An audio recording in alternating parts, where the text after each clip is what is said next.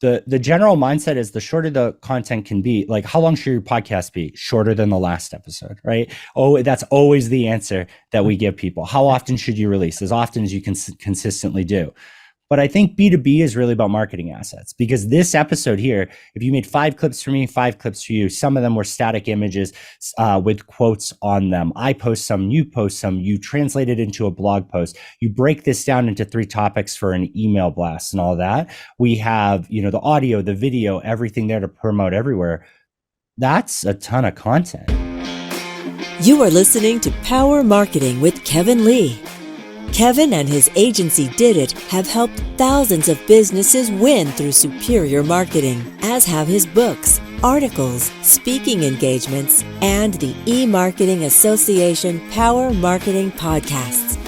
Here's Kevin. Audio and podcasts continue to be super exciting for the ecosystem for advertisers and content creators. So I'm excited to have Bryan Barletta with me, who's one of the partners of Sounds Profitable. So let's start with the origin story, Bryan, because I know you've been in podcasts before you started Sounds Profitable. So there must have been a catalyst that had you decide, okay, this is it. This doesn't exist, or we have to fix a problem. Yeah, unemployment. No, I've worked in ad tech for about 15 years, and it's been an amazing experience. I started in mobile advertising. I was involved in M-Rate and Orma, like writing the specs back then about like how it all works, mostly because I caused a lot of problems that the specs helped solve for, like close buttons as part of the SDK. And I moved from like account management, technical account management, product management, operations, everything, right? I ended up at a company, Adherent. They had an attribution component called Traction, and we did the first attribution for podcasting with WNYC and Progressive Auto Insurance. And then we split that division off into a company called Barometric. So I was over there as one of the founding members for a while. We sold to Claritas. And then I went over to Megaphone as the senior product manager of data and monetization. So working on the ad server and data pipeline. While they were working to sell to Spotify, they couldn't easily tell me that. I'm not particularly great at taking hints. So kind of hard to sell a house while someone's ripping up the carpet. And that's exactly what I was doing by rewriting the ad server and not taking hints. So in August 2020, they let me go. And I looked around and I said, I really love podcasting, but there's so many people at entry level, mid-level, and even C-level who don't understand the core aspects of how this business works. They understand what their company's doing. They understand enough to get through the meeting and maybe through the campaign and so on there. But when an issue happens, it kind of all falls apart, right? We're not using the same terminology. We're not on the same page. We're not selling the same thing. And for an industry to grow, we really need to be there. So I started Sounds Profitable as a newsletter, and it's now 3 years later, it's exploded. We're a research and advocacy firm. We do a lot of things that overlap with the trade association. Tom Webster left 18 years at Edison Research, and he came over as my business partner. He's the face of research for podcasting since podcasting started. And so now we do cutting edge research multiple times per quarter.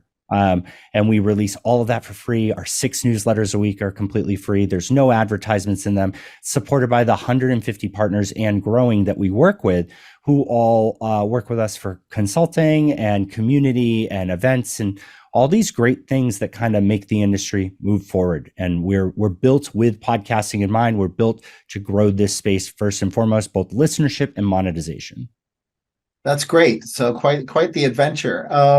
So there are a lot of advertising and sponsorships and monetization options within the podcast ecosystem. And I think, agencies that place the ads as well as the brands who may be going direct, they have to sort of decide what mix of ad formats do I use. There's obviously, you had mentioned you're working on an ad server, right? So that's typically within sort of the programmatic ad ecosystem, but it also could be within the guaranteed as well, right? And then you've got direct relationships you might have with a podcaster, where they're going to do live reads or product placements and all sorts of other things.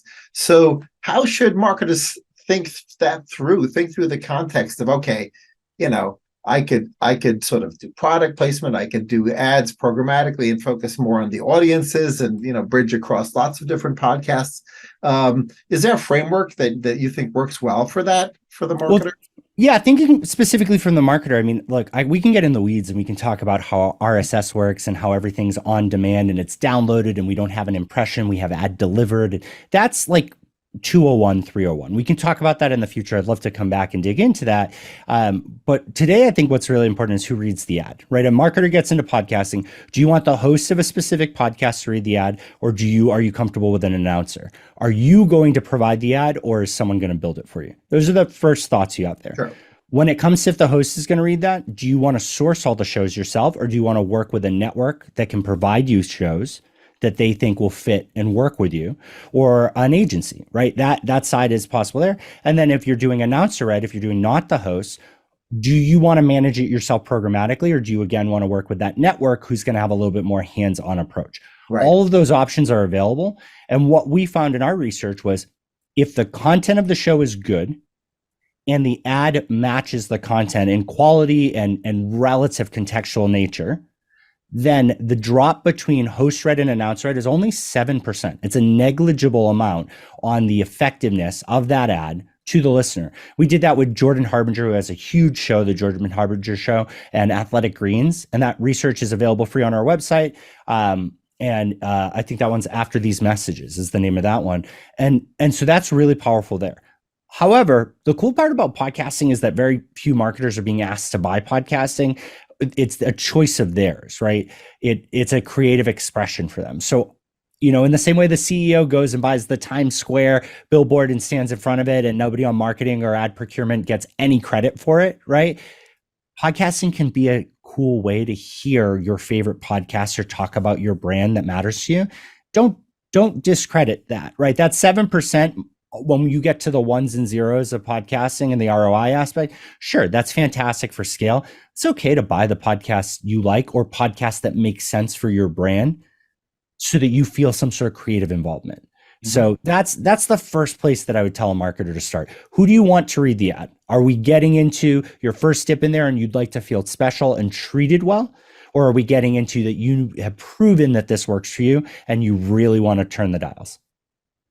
That's fascinating because it popped into my head. Maybe nobody's done this because it's a little crazy, but the idea of having the rights to use a podcaster's read ad unit on another podcast, especially if they've got a really recognizable voice, right? I keep promoting that so much because think about it. I get to say, hey, this is Bryan Barletta from Sounds Profitable. So I just got to promote my own podcast. Right. You're listening to this amazing podcast. So I just complimented whoever we're on. And I'd like to tell you about this product. So we just did the ad there. That's so worth it for me as the host. I also am going to make some sort of talent fee or CPM fee aspect on there. Exactly. We don't see enough of it. And really? I think that, yeah, because I think that there's still so much inventory available in podcasting because the attention outweighs the ad spend currently. Interesting. So I guess it would need to, or works better, I guess, the more reach that one influencer or podcaster has, the more recognizable their voice would be on another podcast, essentially using them as the talent. Right, for an additional placement. That should certainly be fun. I can see where that would create a win-win scenario. Yeah, and that could be fun for programmatic too, right? Because then you could find shows that resonate like contextually with the show that host was on, and you can expand your reach and find where you should be buying direct from next time too. Right. Any research on frequency of broadcast, for lack of a better term, right? I'm not religious about the timing of my podcasts. It's really more, do I have somebody interesting to talk to this week? And sometimes I have 3 people to talk to. And so I don't really schedule my podcasts, but I'm a little unique in as an association. And then I want to make sure I get the word out when I talk to somebody interesting. But other folks are really religious about daily or twice a week or weekly. Weekly is obviously pretty common unless you're a news organization. It's a lot of work, obviously. So any research on what the sweet spot is or how you find your sweet spot on frequency? Are you finding that when you put 3 out in a week versus skipping a week and doing 1 the following week, are you finding that the 3 in a week have less views than the 1? what I find is actually that it's extremely related to the specific guest, because the topic is key, right? And for lack of a better term, it is the topic apropos and maybe even a little clickbaity. And then because we're using a combination typically of my reach and their reach, that sometimes their reach has a lot to do with it, right? So Yeah. it's really there's no consistent theme. In my case, I don't have a large data set on that, right? Because it's really Yeah. been it's been somewhat sporadic. I've really gotten more into the groove of things now. I think sometimes I'm trying to get enough data even to find out what time of day release and posting matters, right, with regards to that. And we'll be experimenting with boosting as well. I think that is too much. I think that if you're a consumer-based podcast, I think that there's some interest with that. I think having habits are really important. I mean, must-see TV and all those things, right? Destination stuff. It's a little bit different with it being on demand, but like, let's say that your show comes out every Tuesday, but I don't listen to it to Thursday. Well, I had it available, and there's a reason I'm not listening to it to Thursday. If you move it to Friday, well, now it's even more still. Or if you move it to Thursday past when I listen to it, right? Like, so consistency is powerful there because it lets me build a schedule around it. It lets me know that on this walk during the day or on this commute or on this gym session, this is what I'm going to consume when it comes to consumer podcasts. I actually think B2B podcasts, and there's so many different ones, right? Like, right. I think, B2B podcasts and like what we're talking about here is, I think it's all about the assets. Like we were saying before we started recording, to me, the most valuable part about this recording with you here isn't how many people listen to it, how many people watch on YouTube. It's how many clips you're going to give me and how many clips you're going to have that are unique to you, how we're going to share them on LinkedIn and Twitter that make you and me both look good to each other's audience, that will generate interest from the other audience. People have short attention spans. I mean, heck, my 2 and 5-year-old have short attention spans thanks to the wonderful and terrible show Bluey being only 8 minutes long. Right. So the general mindset is the shorter the content can be, like, how long should your podcast be? Shorter than the last episode. Right. Oh, that's always the answer that we give people. How often should you release? As often as you can consistently do. But I think B2B is really about marketing assets, because this episode here, if you made 5 clips for me, 5 clips for you, some of them were static images with quotes on them. I post some, you post some, you translate it into a blog post. You break this down into 3 topics for an email blast and all that. We have, the audio, the video, everything there to promote everywhere. That's a ton of content, right? So on the B2B side, I don't think in this type of B2B podcast, any of that matters. This is asset creation. But yeah. I think when we're talking about what marketers would buy, you probably want something with consistency because you want to know that they have a following and a committed base. That's a great point. And certainly there are SEO implications to being able to make snackable breakdowns of a longer podcast, because each one of them is a different topic and therefore may end up ranking in Google, when you post it separately and allow not only the ADD challenged people to consume it, but also, break it down into its component parts. So that's a great point. So breaking through the clutter, right? In the last 5 years, podcasts exploded, and the podcaster is looking to break through the clutter, but so is the marketer, right? So how do you break through the clutter within the podcast ecosystem? As either the marketer or the podcaster. As a podcaster, you treat it like a business. Right? Like you treat it like a business, you invest in it, you advertise in it, you build better content, you get better production, you script it, you work with notable people, you build something worthy of reaching out to Apple and Spotify, Amazon, and Google to get listed in new and noteworthy. You work with growth and PR agencies. You treat it like any media property, probably closer to television or a book than to or movies and a book than to like a website. Right. And so it's a different mindset there. It is a media property. And so that's the hard thing there, because like people are like, oh, there's so many podcasts. There's more books. There's more blogs. There's more newsletters. Like there's more streaming shows on Netflix. There's plenty of room for your podcast, but how does it stand out? And you have to define success, right? Consumer podcast success is being able to make enough money to pay your team, right? Like run a business off of it. B2B success might just be me and you. This is our first conversation here. Right now we're contacts. Can we connect each other? Can we, what is the value there? It might not be a number value on downloads. It might be a relationship value. So that's on the podcaster side to really think that through there. But on the marketer side, there's a ton of great tools out there. Magellan AI, Podscribe, I think Podchaser through Acast are all great examples of tools that are out there downloading and transcribing multiple versions of the same podcast episode over and over. Magellan, I believe, is the largest database of that. It's almost 50,000 podcasts that they constantly monitor. And so what they're able to tell you if you sign up for their services is who like you can identify your competitive brands. You can see where they're advertising. You can identify shows you've advertised and see what advertisers are on them. You can figure out, are you being placed in, if they have 4 mid-roll spots, right? And because it's an hour and a half long episode, are there multiple ads per mid-roll break? Are you placed first, second, or third? Does performance matter if you're in the first break, second position, or the third break, first position? And so all of those tools really help you with that to figure out performance and optimization. There's also a handful of, and you also don't want to be where your competitors are. Most of the time, I think what's really neat in podcasting is if you're buying direct, most people are very comfortable with competitive separation. So you can identify the competitive brands, and you can say, if I do this long of a contract, I expect not to be there with those brands. Here's the direct names and domains. If you can't block by that, here's the IAB categories that I'd like you to block. That gives you the comfort there. Further, attribution is something we cut our teeth on forever ago. The whole of attribution and all of advertising is collapsing to what we've been experts at for the last 10 years, which is awesome, except nobody wants to pay attention to us. We only get in podcasting IP address, user agent, and the episode, and the timestamp, of course. That's all we get, because the apps have no regulation. They have no requirement to pass us additional data. They are not required to interact with us in any way, and they don't pass us anything unique. So we have to create those values, and we've established those with the IAB.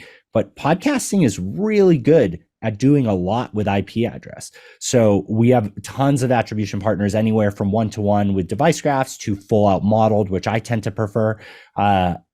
It really, the sky's the limit for that for marketers. And they go from paying for your own solution, like some of the top ones out there, or even Spotify had acquired Podsights and Chartable, and those are now offered for free. Yeah, that's a great point, especially once you reach the scale where you can actually test and understand the impact of what you're doing. One thing that I noticed is pretty rampant out there. It's both rampant on YouTube with YouTubers, but it's also pretty rampant within the podcast community, is within the sort of clusters of community, there's sort of this VIP and collab that happens, right? Where the guests will be on each other's podcasts. Sometimes, I wouldn't say frequently, but they'll return, 6 months, a year down the road, the new book comes out or whatever, something new that triggers their internal PR. And they really share their audiences as a result, right? So what are the best practices around that? Because obviously I was interested in what you're doing, right? So I wanted to have you on as a guest. But will I have you on in 6 months? I don't know. What do you have that's going on that's different in 6 months, right? Killer research twice a quarter. Yeah, I mean, you see, you see the within the fitness community, for example, health community, there are these sort of, VIPs. Are they sort of million plus? Not necessarily, but they tend to sort of collab with their peers that have similar sizes. Of course, everybody wants to punch above their weight too, right? They want to get the superstar on as a guest. So I'd love to hear, with some examples of where you think people are doing a really good job with that. And taking advantage of each other's audiences and collaborations. Sort of should they be doing that as a standard operating procedure? I mean, I think it's really great to have that community, because you create an unofficial or official network, right? By drawing people to there. So it could be value exchange. They could have grown up in the space together. They could genuinely be friends, which is kind of cool, because as you get to certain peer levels of that expertise, like, there's look, I don't have a ton of people that I can talk to, like the real nerdy minutia of podcast advertising to. My wife is very tolerant. My 5-year-old son puts up with it. My 2-year-old is great because he doesn't know how to talk back about it yet. But if I found somebody who I could talk to real deep shop about that, we would likely create that cohesive nature there. We become friends by default because we benefit each other, right? It's a great way for us to promote each other, keep things going, and extend each other's audience. Let's not hide the fact that there's killer PR companies out there that are really good at getting people in there, and they also have the relationships with the PR company that represents them, and that's valuable too. Sometimes people pay for those spots. Sometimes there's some sort of commission or ad aspect to it that like we may not be completely visible or transparent. I know the payola aspect. There's just, it's not clear always when it's paid or when it's genuine. What I will say is the worst part of it is I couldn't provide you any killer examples because unfortunately, as I work in podcasting all day, I listen to kids podcasts with my children and D&D podcasts when I'm not working because I'm trying to reclaim some fun as a 37-year-old who doesn't get to play video games and with his friends as often as he'd like.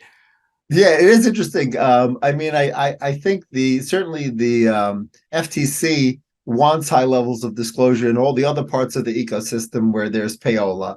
And so perhaps some things have slipped under the radar in the area of podcasting with regards to quid pro quo that has been exchanged. Of course, when it's just, guests on each other's podcasts, it's hard to call that a quid pro quo. But when there's cash involved or product, especially when the product is quite valuable, I'm thinking there may be some enforcement actions at certain points in the future.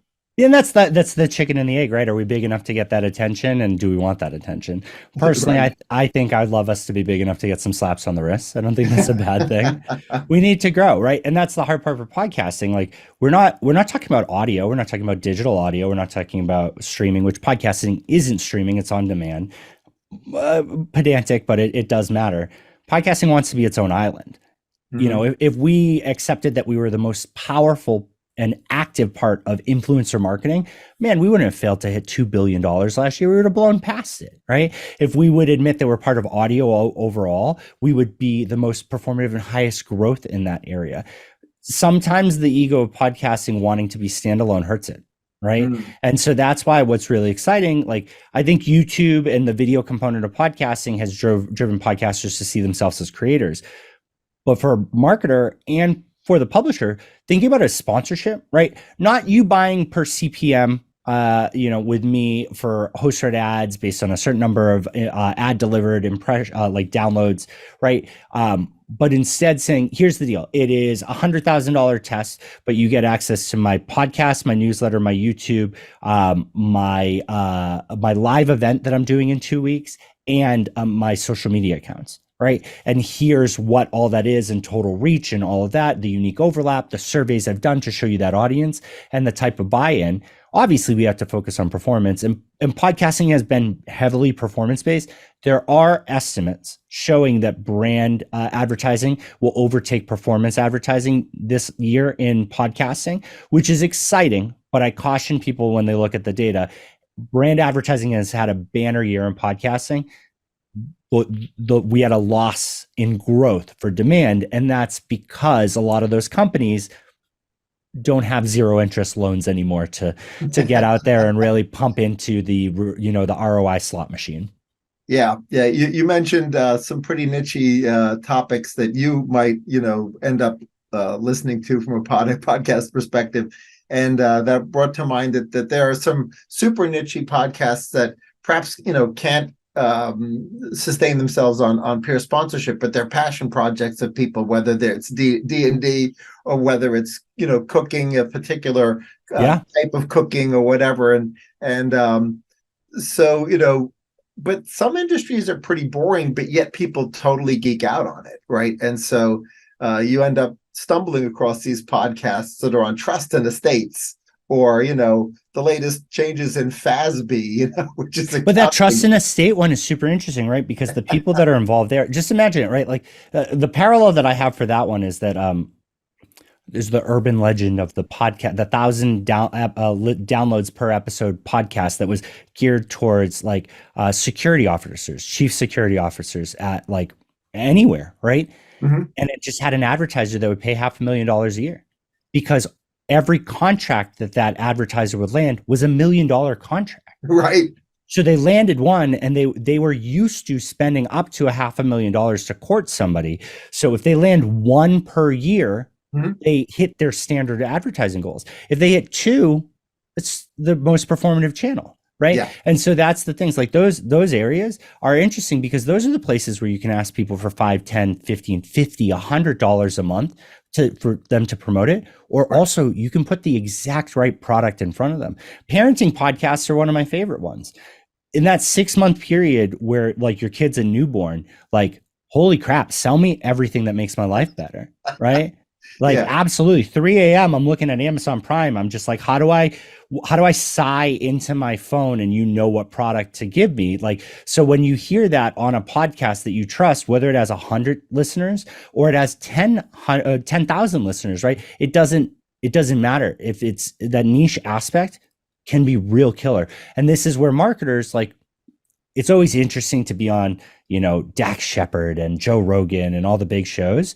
But like, where's your audience? Like, go to a big network like AdvertiseCast, Acast, SXM, Wondery. Like, go to Podbean, Red Circle, these like networks and platforms, Spreaker.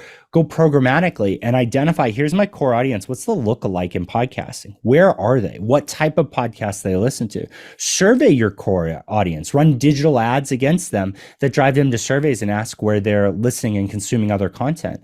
I think that that's the smartest way to go about it because, a podcast with 100 people who listen, like my podcast gets maybe 300 downloads per episode. And it's an audio version of our newsletter. We used to have an interview show. We paused it for a little bit. It's those 300 people will come up to me at conferences and say, thank you. They say, I consume it better in audio. I don't miss it Right. ever. Right. They're committed. And they matter, every one of them. 300 people in a room is a packed auditorium. It's bigger than the space we've got for podcasting at South by Southwest, Yeah. and so that's just important to keep in mind. And that's the power of marketing there. Depending on how dirty you want to get your hands, you can go buy that 300 episode download per episode show. Right.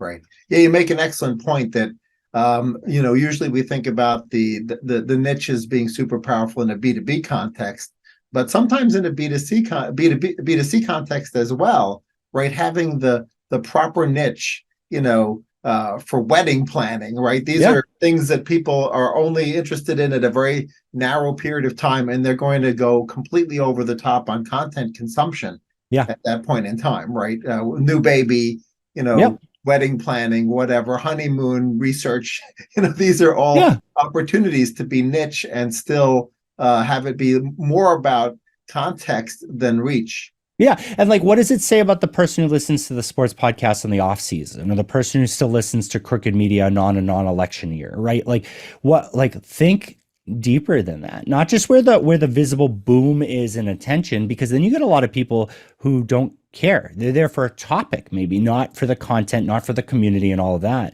Right. That aspect's huge. And people use podcasting to level up for education. I wish I could start doing that. Anytime I put anything in my ear, it better entertain me, or I don't have time for it right now, just where I am, right? Because I'm on the phone, I'm on podcasts and recording all day long. But the amount of people that tell me, oh, I learned about, the Google antitrust case going on. I follow a podcast to be aware of it, right? What was it, SBF, Sam Bankman-Fried, right? Like the whole thing with him. I learned about all that through a podcast and telling, I don't know. I think that that's really interesting that like, you could on the way to your meeting catch up on the history of a company that you're going to go pitch. Right. You listen to Business Wars. Folks who may be wondering about production budgets and promotional budgets, and within video, obviously the sort of minimum production values have changed depending on which type of video podcast you're doing or which types of video content. It used to be stuff would need to be super slick. But for some brands, authentic and a little bit less slick is perfectly fine. So as people sort of think about setting aside budgets for production and promotion, are there any sort of guidelines as to how much they should set aside or how they should think about it?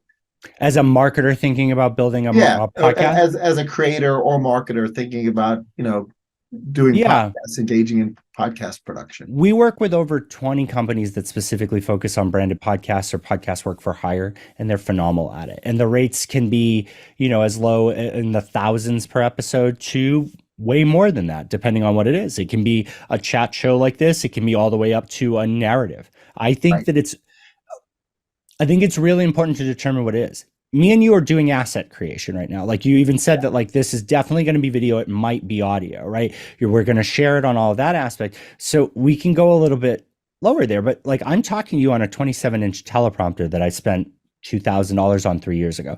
I have a Canon Sony A64 on a camera on there, another $1,000 on that with the capture card into my computer. Earthworks gave me this mic, this Ethos mic. It's like a $400 or $500 mic, $100 headphones. And I think that I look really crisp, but my background I have to redo because I just moved my office around here. But like every call I'll get on, wow, you sound like a podcaster. Wow, you look like a podcaster. Yeah, it's a bit, right? Part of it's Right. the bit. But like I didn't shave for this today. I'm wearing a t-shirt, right? There are days I get on there and I didn't shower because I was so busy with the kids in the morning and people want to talk about the sound and the look of it. I think that matters. And so look, I think you need to remember that like that output can be used for a lot of things. Getting a good microphone, soundproofing your room to a specific degree, getting a good camera are all great. The iPhones now connect to Mac, so you can use the high-end megapixel camera on your iPhone, which looks pretty close to this quality. Get a good size light on there. Make sure you're in a certain area. Get a microphone. The Shure MV7 is like $250, and it's a USB-C mic, and it's honestly phenomenal. And it, you can use your AirPods to listen, but you don't use those for recording. Right. All of those things are like the first step because that just helps you in your calls too. You look good, you sound good. It's the new suit, right? But I think that the area you definitely shouldn't skim is like the production planning. Like if you believe that you're going to do this yourself, and you can, there's tools like Descript and whatnot that let you edit it and all that, but it's a lot of work. Like we don't want to underestimate this. And editing work and things like that, you should think that it's probably $50 to $100 an hour. And for every hour of raw footage, it probably takes 3 to 4 hours to work it into something. And that's just audio. You add video in there, it can add a little bit more into it in time and expertise. But having someone who helps you develop the cadence of the show, like what are you going to do? What's your intro? What's your cold intro? Are there going to be ad breaks or anything there? What are the questions? When are you going to pass it back and forth? When do you segment it out of there? How do you exit? Like all of that. I think that's something you should never skimp on. And is super worthwhile. So I'd say the minimum is your equipment and, a 10 to 20 hour consulting package with someone for you to take on control. But I really think paying for the first season, if you want to take it seriously, is the way to go. And it is not, when you cheap out on it, you get bad results. Absolutely. That's a great point. And, I've certainly had people comment on the mic I have here in this office and the other mics I've got in the other office that it adds gravitas, right? Regardless of whether or not I could get a lavalier, which would be 80% or 90% as good. The fact that you have an expensive mic on a mic stand adds gravitas visually, which leads me to my next question. Have you found that some audio podcasters have sort of, in retrospect, said to themselves, "Oh, I wish I also videotaped it because it would create another asset for me"? I think a lot of them did. I think we underestimate how many people already had video and put it up there and did something with it with this whole push for YouTube. Because by the way, YouTube podcasts are just cached files, right? Podcasting is streaming, not streaming. It's progressively downloading from your hosting platform. I can change the file. I can change the ad load. And as you press play, it's different for you versus me, right? YouTube, I put the file up there and I leave it to the YouTube gods and I hope for the best. And that is rough, right? The Roost part of Warner Media has been, the leaders in video podcasting since they started. That's where they originated. And so I think more and more people are recording on it. Like we're recording on Zoom. I use Squadcast. I've used Riverside. I've used Zencaster. There's all these tools out there that like most of the time when you want to talk to somebody, like I've used CleanFeed, which is purely audio only. It gets real awkward when it's 3 people and you can't see the visual cues to know if you're going to talk over somebody. Right. So I think most people are recording with video at this point. So, there's God, on Fiverr, you can go get like someone who makes templates on Twitch to build a graphic asset for a transition in and out, and how you have your floating head. So it's not just two black bars here, or like squares with nothing behind it in a black box. You can really graphics it up. I think we're seeing more and more people push into it because we're seeing a demand for podcasters to become content creators instead of just podcasters. Right. Excellent point. So what has you excited about the next year? Nobody knows what will happen to the economy or whether we'll be in a third world war or not. But all other things, not, assuming we don't have either an economic meltdown or a third world war, what has you excited about the next year? We're going to get back into the hosting platform wars. It is my most excited thing that's going to happen. We've sat and slept on technology and podcasting for the last 2 years because of acquisitions, because of the boom and bust. And I'd like to remind people that our upward trajectory has consistently sat in the high 20% year over year. Even if you erase that boom and bust, we still year over year are there growing strong. So I think we slept for a bit. There was too many acquisitions, too much filling gaps and holes, and not enough innovation. I think next year is going to be wildly competitive because for the longest time, it was who could give you the most ad revenue you would put up with subpar technology. I think that those ad revenue sources have overextended themselves, and the demand isn't increasing like they think, which was why they extended themselves. So now they're paying people less and less. So when do you take the risk to work with a platform with better technology where you can go represent yourself? Because no podcast will ever be represented externally better than they'll represent themselves. Even if they were given a minimum guarantee or some sort of commitment, that company is never going to do the same level of work that you're going to do for yourself. Great point. Great point. Well, I'm so happy you gave all these tips and words of wisdom to my listeners, and I guess yours as well, as we'll be promoting. Well, here's the thing that I want to put out there. You mentioned that you bought Truth to do ad spend and testing on this, and I'd say this to everybody you're working with. We're a partnership group. We work with 150 companies. My goal absolutely is to grow that and grow the space, but growing the space is the most important. If you are interested in spending money in podcasting today, reach out to me. I have infinite time for you. I can connect you to publishers. I can connect you to tools and resources. I can give you insights into this. We would like you to be here. We are the most performative part of influencer marketing. We are killing it year over year, and we're driving amazing results for the people who are here. Come join us. That's a great point for everybody watching and or listening. And of course, follow each of our various social channels. Absolutely. Thanks so much, Bryan. It was great chatting. Yeah, thanks for having me. Kevin Lee's Power Marketing is available on all your favorite podcast networks. Kevin loves helping businesses excel at marketing. Having marketing challenges? Just like Santa in The Miracle on 34th Street, if Kevin can't help you, he'll know someone who can. Find him on LinkedIn, subscribe, or follow.